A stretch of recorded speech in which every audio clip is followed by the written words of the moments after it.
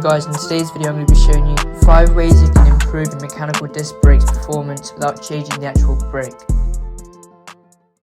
So you might want to do this if you have a bike like a Carrera Vengeance or like mine, a Carrera Hellcat, and you want to improve how your brake performs.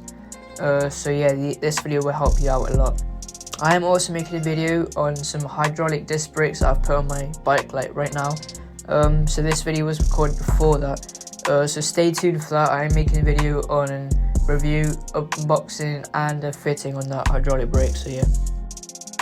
So for the whole video you're only going to need 3 Allen keys, a 1mm, 4mm and 5mm Allen key. And these are the only tools you're going to need for all the steps in this video. So the first step is moving your pads inwards. This will make your brake a lot sharper, and if it's already too soft then this will instantly improve it by a lot. For my bike I needed a 5mm Allen key, and by turning it clockwise it brings the pads closer to the rotor. This makes it sharper. If you turn it anti-clockwise then it will be a little bit looser.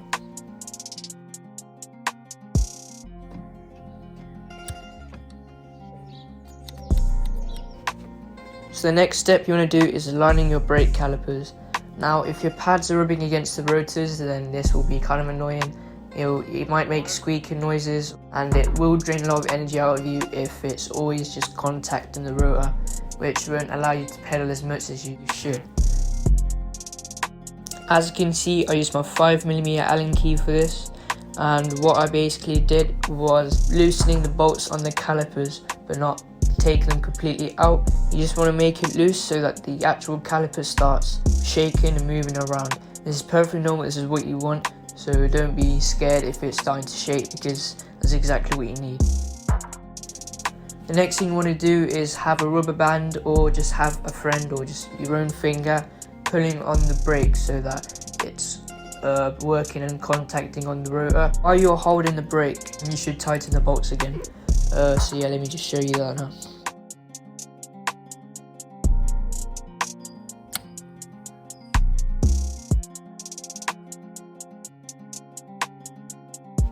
So the next thing you want to do is adjusting your reach on your brake lever, and this has nothing to do with the caliper, it's just how it feels at the brake lever itself. So what you're going to need for this is a really small Allen key. Now on my brake, if you turn it clockwise then the brake lever will go outwards, and if you turn it anti-clockwise it will come inwards. So like I said, just put the Allen key in and turn it clockwise to make the lever go outwards, and anti-clockwise to make it go inwards. Now it's totally up to you how you want it to feel, if you want it to be really out and sticking out, or if you just want it to be close to the handlebars. It's up to personal preference, and whatever you like is how you should set it up. What you can use is something like a brake cleaner from a company like Muck-Off, or you could try and find a solvent that could work. I heard nail varnish might work, but I recommend you search into that first before you actually use any of it, because you don't want to put anything on your rotor that can just contaminate it more. So what you want to do is you want to spray on the braking surface. You don't want to worry about the metal bits near the bolts because the pad's not going to be contacting that anyway, but you do want to be cleaning the braking surface, and don't use a paper towel. From what I've seen it rips and it leaves little bits of paper everywhere. So try and use a rag or an old t-shirt and use that to wipe the dirt off. As you can see, I got a lot of dirt off from my rotor, so this is a good sign.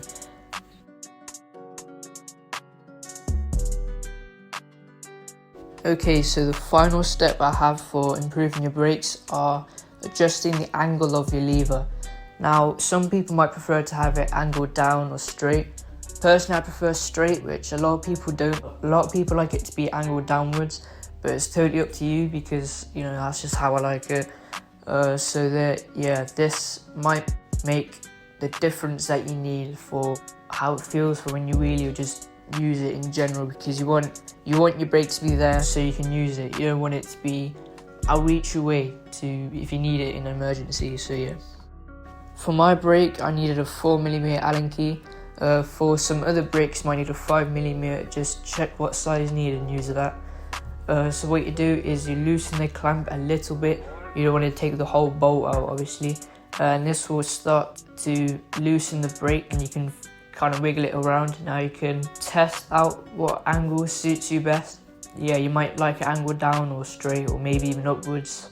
You know, you might like that. Once you find the right angle for you, keep it in that place, then tighten the bolt, and you should find your lever is in the perfect position for you. That is it, guys, for today's video. If you did find any of the steps useful or even just enjoyable, then make sure to subscribe. As you can see, I don't actually have my old brake anymore. I have a new one, and I'm going to make a video on it very soon, so make sure you subscribe and turn notifications on so you can get a video of it. I'm going to make a review, unboxing, and a fitting onto my bike.